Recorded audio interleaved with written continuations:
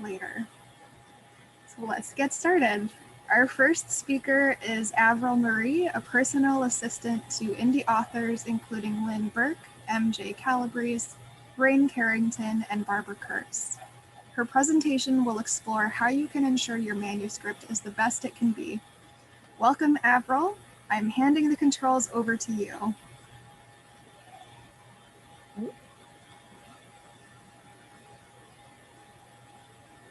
Good morning, everyone. Give me just a minute to pull up my slideshow here for you.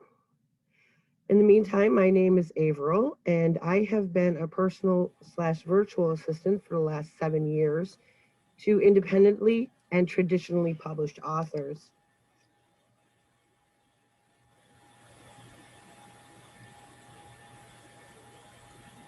And I am going to start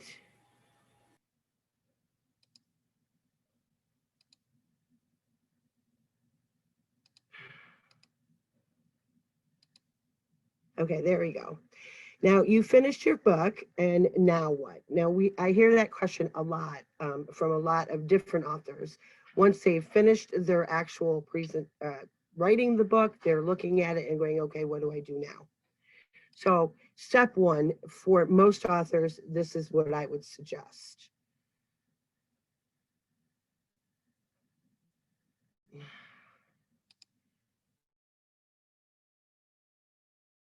Okay.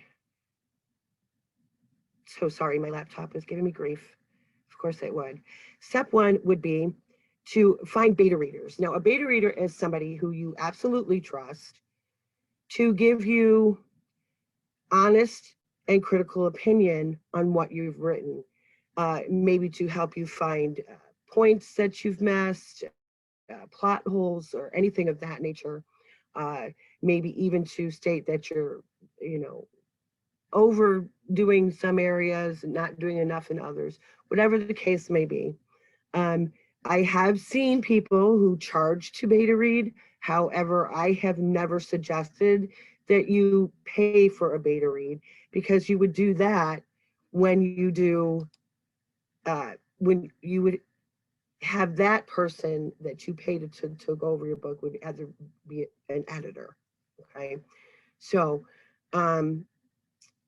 you don't want a beta reader to check your grammar and spelling. You just want them to check the overall story content. If you screwed up which person's speaking, that kind of thing. Okay. This second step is editing. Editing is not recommended to be done by the author themselves. The reason for that is because as the writer, you know what it's supposed to say. Therefore, when you go back to read it, your brain has a tendency to put that information in for you because you know it's supposed to be there. So you always need somebody other than yourself to edit your manuscript. And editing is different than proofreading. An editor is going to check your grammar usage to make sure that it's always consistent. Your editor is going to check your content to make sure that that is always consistent. An editor is going to double check to make sure there's no plot holes, that your dialogue is not stilted, things like that. A proofreader is going to go through and just double check for punctuation, spelling, and quick grammar check. So you always would like to have both of those done. I usually recommend a separate proofreader from an editor, because an editor, after reading your manuscript, will have the same issue that you had, knowing what they expect to see and not seeing it when they go to do the final proof. Now, step 3 would be cover art. Now, it's difficult for me as a graphics person to say I really suck at cover art, but I do. It's a special gift. So I always recommend that my authors find a cover artist, a professional cover artist. There are lots of cover artists out there. You will find recommendations on my website. They won't cost you an arm and leg. and they are done very professionally. And you also get a wrap for your print book, a cover for your ebook, and usually some kind of promo graphics if you hire the right type of cover artist. Um, I usually suggest that you go through books that are in your genre, whatever you may be writing, to see what kind of covers are now showing, and you'll see the difference between a professional cover and a cover that somebody used a template on Amazon for, or one of those other cover making sites. So I always recommend that you do that and get a good idea of what you need to have for your cover. The next step is formatting. Unfortunately, each vendor or bookseller has a certain way your manuscript must be formatted to upload to their sites.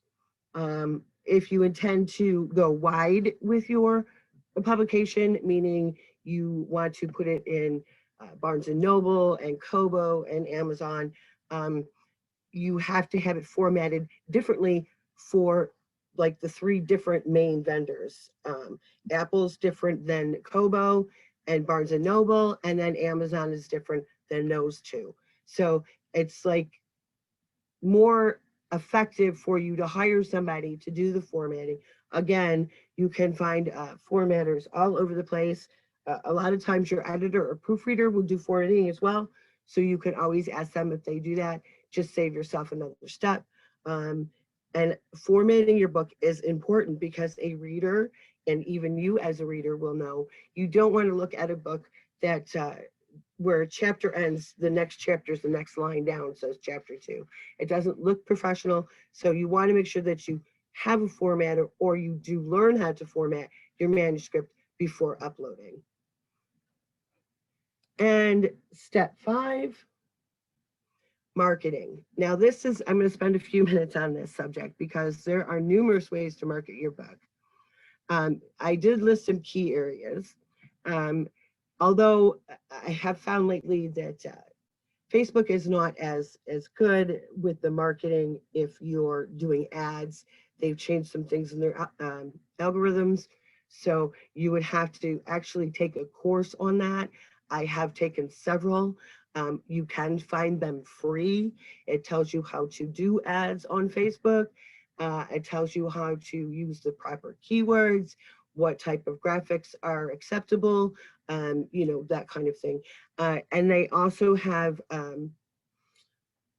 programs to do Amazon ads and other ads. And most of the time, I find these free. If you do the right kind of research, you can mostly find what you're looking for and be able to access that information at no cost to you. I also do a lot of looking into those people who run those courses and the type of ads that they're running, and what they're doing on their websites and that kind of thing. So I stay up to date on all the current information. On Twitter, you can run ads on Twitter as well. Of course, you have to make sure that it's within that 240 word box that you have. And you can also do ads on Instagram. Instagram and Facebook, of course, are the same, although Instagram does have the option of a swipe up. When you do the swipe up, it will take you to the website that's listed on that ad. The other option is review sites and blogs, and those are, in my opinion, not paid for. If you're paying for a review, you're not, even though they swear they're still going to give an honest opinion, 9 times out of 10, they do not. They will tell you what you want to hear so that you will pay them the next time you need a review. So I always recommend to go to review sites in your genre. It's easy enough to do a search on Google and just, you know, type in your genre and look for review blogs or review sites for that genre. And once you find those, you usually find a place where you could submit your book for review. You can also, at that time, look at that blog and see if they do advertising. A lot of times you can buy a side ad on one of those websites. You can also see if they have if they review, once they review your book, if they will do an ad for your book, depending on the star rating. Some review sites will, once they have reviewed your book, if they call it a 5-star read, they will do a gift card giveaway with the review to draw more interest. So you want to be able to know what each review site does once they review your book. There are other ways to market. As a virtual personal assistant, I do a lot of posting on a lot of social media sites. That does not cost you a thing. You can do it, you can set up a schedule. There's certain programs that you can use, like Later, that will actually schedule those posts. So you don't have to do that on a daily basis. You can schedule it once a week to your different social medias so that you're always interacting with your readers, which I find is the most easiest way to gain popularity with your books. First, it has to be well written, professionally edited, proofreaded, with a nice cover, properly formatted. Then once you publish the book, it's going, as long as all that is gone through, you're going to find people who are going to enjoy your book. You start interacting with them, they tell their friends, and that's going to be your best marketing. You want people talking about your book. So you want to be able to be talking to them about your book. So my always recommendation is to always have a presence where readers can reach you. Okay. And and finally, traditional publishing versus self-publishing. Now, the things that I just discussed with you is for self-publishing. As an indie author, most I find these days are self-publishers. So I just want to speak a little bit on behalf of traditional publishing because I, although I do believe highly in self-publishing, traditional publishing is also an option for a lot of authors. Most of the higher up traditional publishers do require you to have a literary agent, but there are a lot of little publishing companies out there today where you can check out their website and submit your manuscript for their consideration of publishing. The biggest difference in that area is that yes, the traditional publisher will take care of your editing, your cover, your formatting, and uploading your book. So you don't have to worry about any of that. And they do get a percentage of your royalties because of that. Okay. So the difference is with self-publishing, you incur all the costs for editing, formatting, covers, etc., but you also do rake in all the profit from your royalties. So it is up to you which publishing option you go with. If you do decide to go with self-publishing, I recommend doing your research. And that is all I have for you guys today. If there is any questions at all, please let's leave them off to the side. If you have, I would like to give you a few websites real quick and a group on Facebook where you can search for information for what you're looking for specifically. There is a group on Facebook. It's called Alessandra Torrey Inc. And that's, like I said, a group, and you would have to request membership for that group. They do nothing but answer questions for authors, or you get input from other authors also writing in your genre, or if it's just an overall basic question, you get lots of answers from them as well.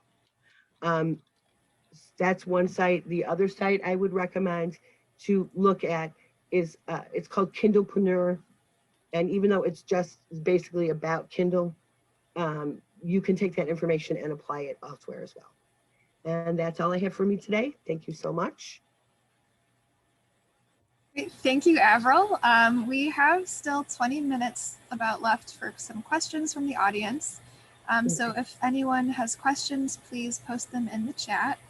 And to start off, there are so many publishing options these days for indie authors. How can they avoid feeling overwhelmed by the choices? I am so sorry. I was reading the question on the side. What was it again? There are so many publishing options these days for indie authors. How can they avoid feeling overwhelmed by the choices? My best advice is just to do it one step at a time. You can't do it all at once. And it may take several months for you to get your book actually published once it's written. But trust me, it's in the long run, it would be worth it for you to put out your best product that you can, rather than throwing it out there and just letting reviewers and readers butcher it because you haven't properly edited, or the cover's a mess, and so on and so forth. And there was a question from Nancy here. It says, can you talk about, if you self-publish, can that book eventually be taken over by a traditional publisher? Yes, yes. If you self-publish your book and it becomes very popular, as in E.L. James, we all know that, 50 Shades book, she was self-published and it became very popular, and the traditional publisher did snatch that up. She just had to pull it down once she signed over her rights to her publisher. She had to pull it down, could not self-publish anymore.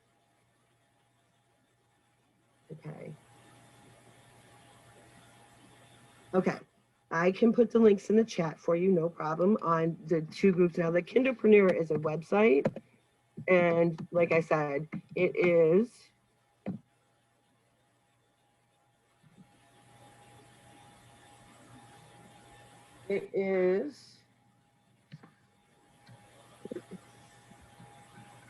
mostly about Kindle and Amazon publishing, but you can publish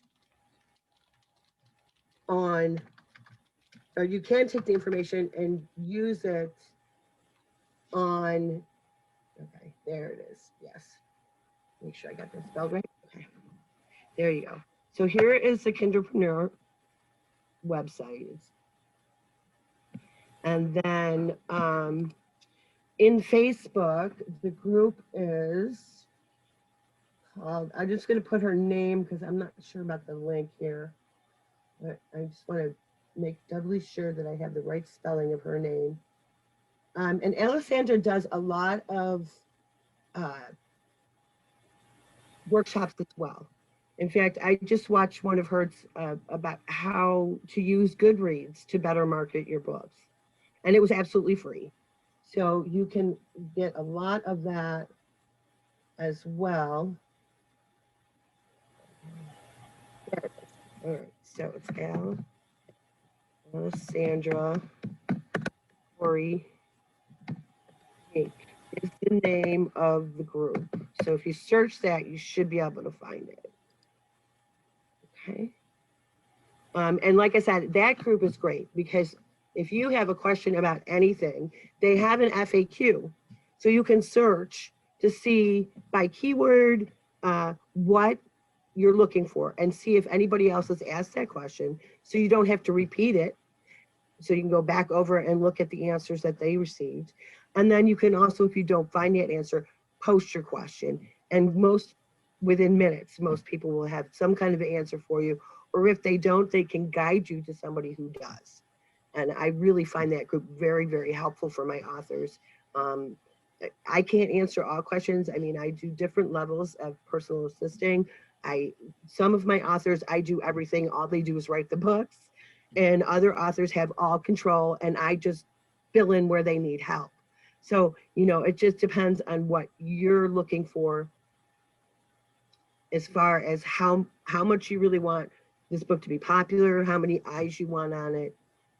It depends on what you're going to do as far as ads, as far as getting your book out there. I will say that I don't know if this is true, but I've heard some issues about, and I think Leah might be able to answer this. If a book is donated to your local library from you, does that book go on the shelf, or what happens with it? Yeah, so the books that are donated to us from local authors actually go right into our local author collection here at Central Library to be borrowed. And okay, they can be requested from any library in the system. Okay, because I had some friends in another state who said anytime they donated a book, it went to their donation pile. And just if somebody wanted it, they could grab it. Oh, and okay. not. Nope, they That's go into not, our I don't think collection that's for what my borrowing. library, yeah, I said, I don't think that's what my Buffalo Public Library does. I really don't. Okay, I don't see any other questions. Oh, So, we do have a few more. Could you okay. tell us about some of the books that you've worked on? Oh, sure. And then there's another one too. Okay. Well, if you go and search my name on Amazon, you will find that I started at editing. I'm a book nerd and have been my whole life. And I had several authors that I really enjoyed their stories, but the it was a mess basically. So I started by helping them clean their manuscripts up. Um, and then even though I do edit still, it's not my main focus. I've always been in marketing and sales in some way, so I wanted to take that and help indie authors get their name out there. So that's uh, so if you search on Facebook or on Amazon, you'll find me there. Those are books that I've worked on, and then right now I work for author Shay Balik, Lynn Burke, MJ Calabrese, and Rain Carrington. And if you search any of them, whatever book is they've published right now, I've been working with these authors for well over. Shay's been 7 years. You know, I've been with MJ. Put her first book out um, last last year, and I've been working with her since before she published her book. And then Rain, I've been working with for 2 years. And Lynn, I've been working with for almost 3 years. So, you know, um, you search any of those authors, anything you see by them, usually I'm the one behind the scenes. So, and then it said what led me to be an assistant to authors and how am I compensated. My current authors pay me on a monthly basis. I do offer certain services. You can find information on me at I'm gonna put that on here. It's double A author services.net and my personal website. And I offer, you know, different, it just depends on what you're looking for. If you're looking for somebody just to help you with one book, uh, it depends on what you actually want done. We would go over that. I'm compensated through PayPal because my authors are all over the country. And I have one author I help only when he releases books, and he's Danish and he's in Denmark. So, you know, I do a lot of international stuff too. But it's, I just, I can do project by project, but there's so much to be done pretty much on a daily basis for an author. And then what that stuff does is takes away from your writing time. So my goal is always to make it so that my authors can write as much as possible. So I will take over a lot of day-to-day tasks that are the mundane things that have to be done regularly as an author that, you know, you'd rather be writing. So but I do project by project. Like I said, my Danish author pays me when he's got a book launch, and that's it. So, you know, that's depends what exactly you want me to do. My fees vary, and I actually am probably one of the cheaper people in the world. I've had you know, a lot of people tell me I don't charge enough, you know, because, you know, I'll do something for basically nothing, but I know how hard it is for you guys to get your name out there. So my goal isn't to get rich, it's to give you what you need to get your book seen. More eyes on your book, more buys. So It looks like Alec is also interested in learning about how traditional publishers might take over a self-published book. well, you know, I believe how it usually works is if your book is very popular, you're going to get approached by several literary agents. They're going to want to talk to you about handling your career for you. and shopping your book out to major publishers. Sometimes you'll hear directly from the publishers themselves. They do have talent scouts that will look to see what's trending, what's popular, if it's self-published, if it's not self-published. So you might get approached by a traditional publisher. And if you decide to go with that publisher, at that point, you would have to pull the book off of your own publishing, and then the traditional publisher would take over from there. I don't know if they re-edit it. I don't know if they, I do know they do new covers, but I don't know if they re-edit it or any of that. So.